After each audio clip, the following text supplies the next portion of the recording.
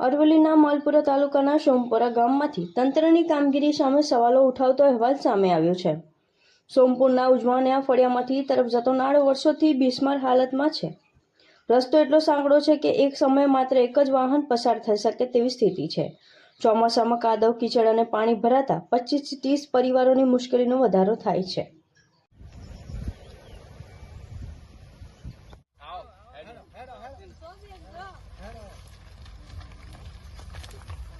लाल जी भगत ने बोला ले आधा